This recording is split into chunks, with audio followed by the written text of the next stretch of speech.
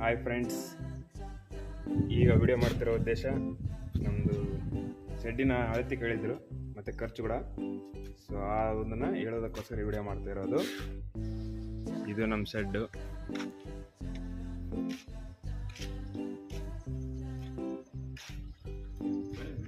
So already ಮೇವು ಹಾಕಿದ್ದೀವಿ, ಕೆಲಸ ಮುಗಿದಿದೆ. ದನಗಳು ಒಳಗಡೆ ಕಟ್ಟಬೇಕು. ಇದು ಸೈಜ್ ಬಂದ್ಬಿಟ್ಟು 31 ಅಡಿ ಆಗಲ್ಲ, 51 ಅಡಿ ಉದ್ದ ಇದೆ. ಒಂದು ಸೈಡ್ 10 ಹಸು ನಿಂತ್ಕೊಳ್ಳುತ್ತೆ, ಇನ್ನೊಂದು ಸೈಡ್ 10 ಹಸು ನಿಂತ್ಕೊಳ್ಳುತ್ತೆ.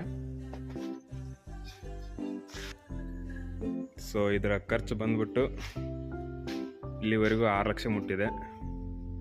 ಸೊ ಇನ್ನೂ ಸ್ವಲ್ಪ ಕೆಲಸ ಬಾಕಿ ಇದೆ. ಇದೆಲ್ಲ ಆರ್ಚ್ ಟೈಪಲ್ಲಿ ಮಾಡಿರೋದು.